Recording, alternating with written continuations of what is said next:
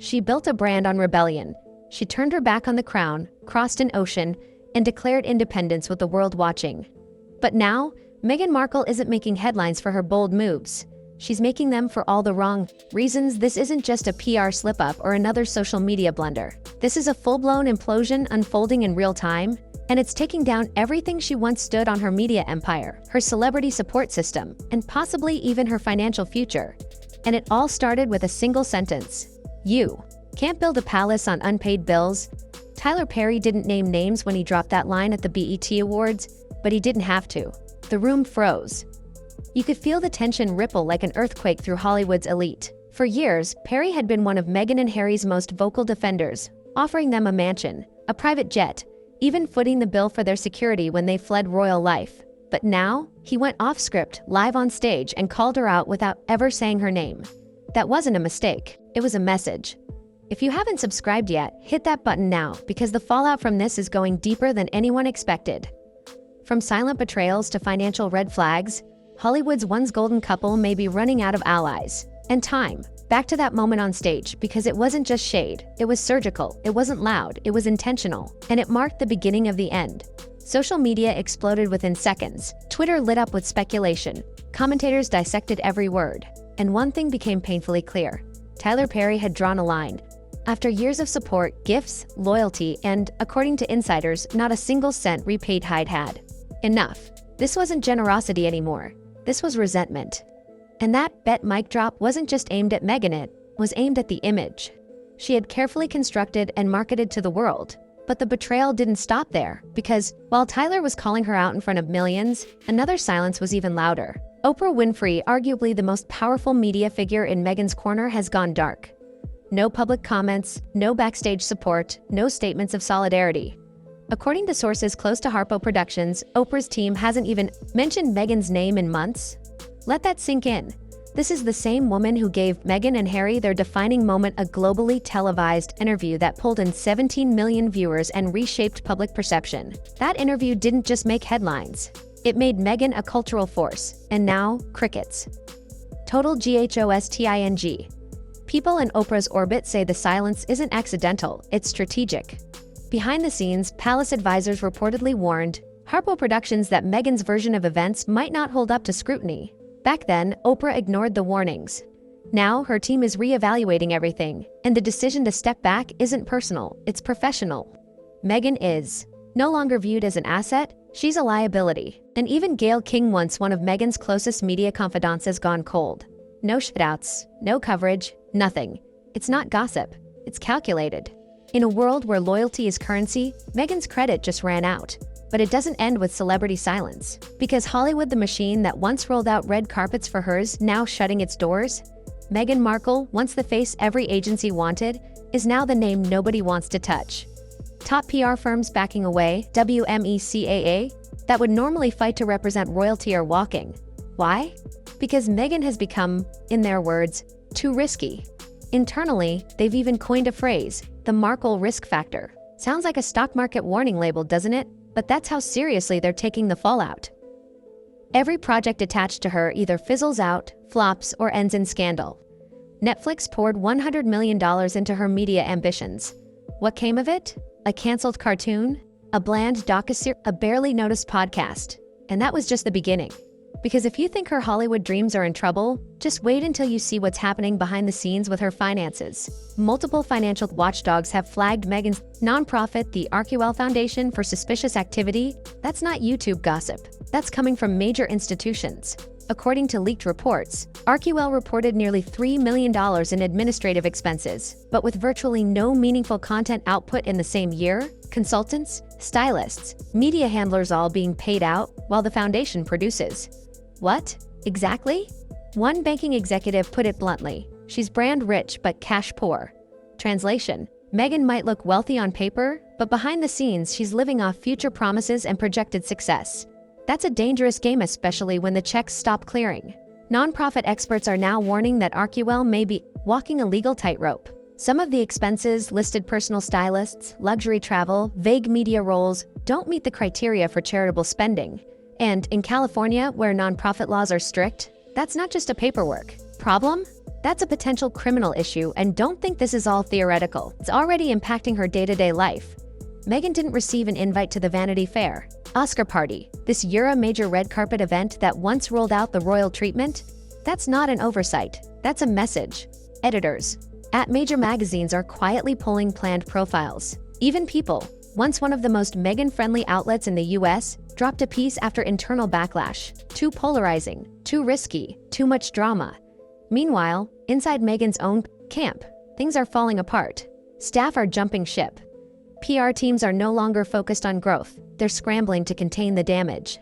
Internal leaks are constant. Morale is tanking, and Meghan, she's reportedly frustrated that no one seems to be protecting her image anymore, but the truth is, there's nothing left to protect. Her comeback attempts aren't landing. Spotify dropped her $20 million podcast deal after just 12 episodes. And it wasn't a quiet exit. A Spotify exec publicly slammed her and Harry, calling them grifters. Meghan's follow-up teaser, Confessions of a Female Founder, was supposed to relaunch her brand. Instead, it flopped so hard it barely trended. Early reviews, confusing, self-important, no spark. This is no longer a fall from grace. It's a free fall, and it's about to get worse. The whispers inside Hollywood boardrooms have turned into closed-door warnings. Meghan's name, once associated with glamour and global sympathy, now raises eyebrows and red flags. Behind every dropped invitation and canceled collaboration is a pattern. No one wants to be tied to a brand, spiraling this fast. Even her closest allies can't keep justifying the chaos. Tyler Perry's team had reportedly urged him for years to set boundaries. At first, Perry stood firm. He believed in Meghan and Harry's message, even when others didn't. But according to insiders, his team saw it differently. They didn't view it as philanthropy. They called it charity without consent, a one-way relationship. And eventually, even Perry had to admit it wasn't kindness. It was being used, so he made a choice. That bet, awards moment, was more than just a public distancing. It was a public statement. And he made it in front of an audience that included both Hollywood's elite and millions of viewers who once saw Meghan as untouchable, and now she's being touched. The damage isn't just public. It's institutional. Banks, like Wells Fargo and First Republic, have flagged unusual transactions linked to her business accounts. We're talking about consultants getting paid more than employees, payments going out with no clear deliverables, delayed reimbursements, rushed filings. It's all there. Former RQL contractors are coming forward anonymously, saying they had to threaten legal action just to receive what they were owed. One vendor even claimed that every time Meghan's public image took a hit, payments mysteriously stalled, as if panic inside the PR office made its way to accounting. That's not a hiccup, that's a red flag. And the IRS. They may not have opened a formal investigation yet, but nonprofit lawyers say it's only a matter of time. When a charitable foundation starts funneling funds toward personal brand building stylists' image, consultants, high-end travel, that's not just bad optics. That's borderline fraud. And there's more. Netflix, the platform that once handed Meghan and Harry a $100 million deal, has started pulling back. Internal documents suggest budgets have been slashed, and Meghan no longer has final creative control on upcoming projects. One exec reportedly told Deadline, "We expected the crown. We got a daytime blog with royal undertones." Translation: this isn't prestige content anymore. It's a cleanup job. Damage control packaged as storytelling, and when Netflix loses faith, others follow. Her name used to guarantee magazine covers now.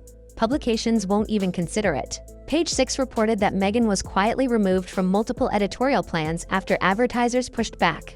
They weren't willing to bet their brand on hers. This isn't just bad press, it's a full reputational collapse. And yet, the most devastating blow might be happening behind the scenes within her own team. According to multiple insiders, staff turnover is high. People are quitting. Some are leaking.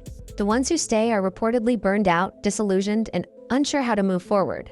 Meghan's PR representatives, once focused on elevating her brand, have shifted entirely to damage control mode. They're not trying to make her look good anymore. They're trying to keep her from sinking further. The glam squads that used to accompany her to events, now showing up in tax filings as nonprofit consultants. Travel invoices labeled as internal emails marked urgent. It's like the whole operation is unraveling in real time. And the public? They've noticed body language experts on YouTube are dissecting her and Harry's every move. Their public appearances, once praised as powerful, now fuel speculation. Are they united or on the verge of splitting? Is Harry frustrated? Is Meghan spiraling? Social media doesn't forget, and the same audience that once rooted for their freedom now watches with skepticism, waiting for the next crack. This was the risk of building a brand on rebellion.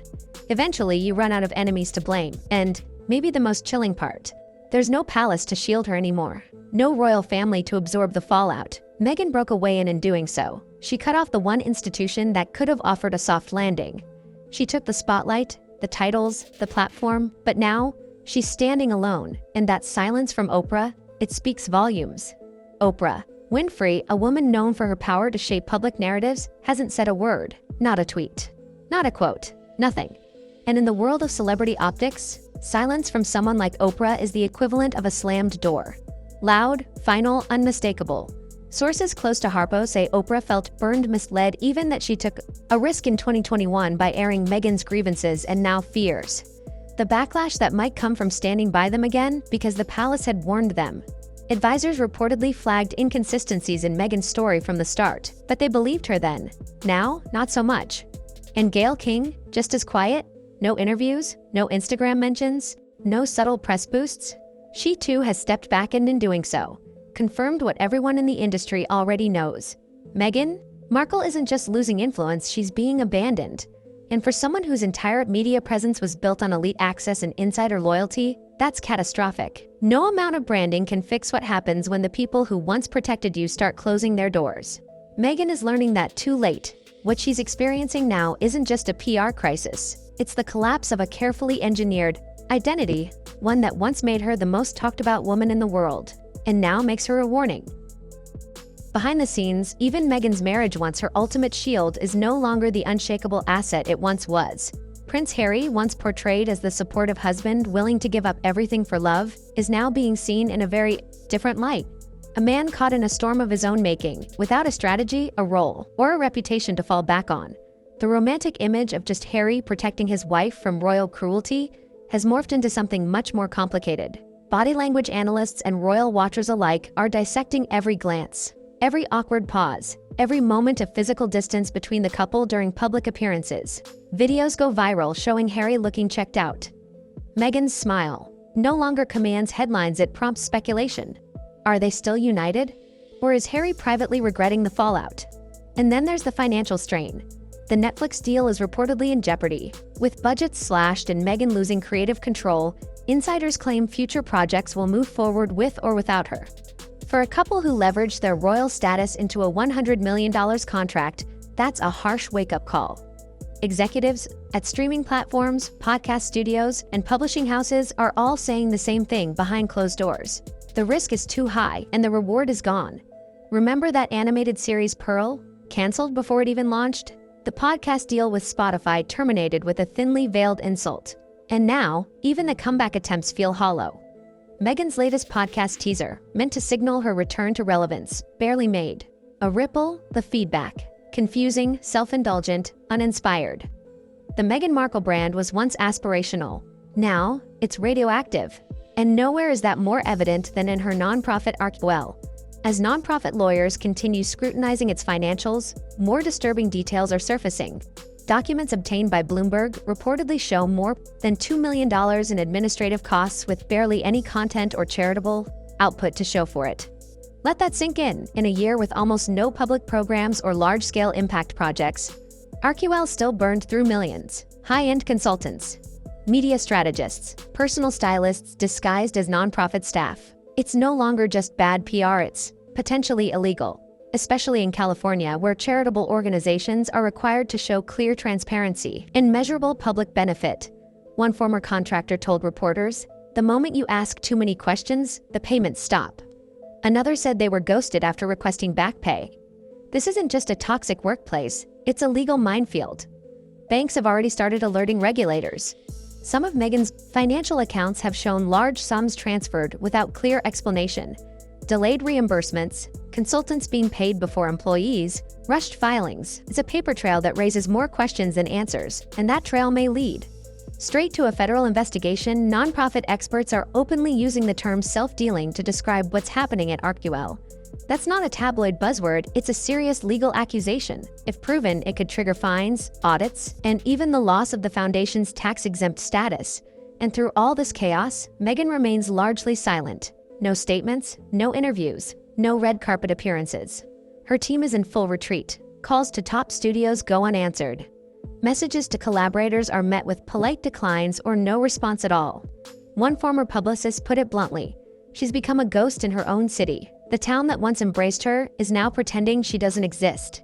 Even People magazine, long seen as a safe space for Meghan-friendly coverage, reportedly canceled a profile at the last minute after advertisers objected. Too risky, too polarizing, too toxic.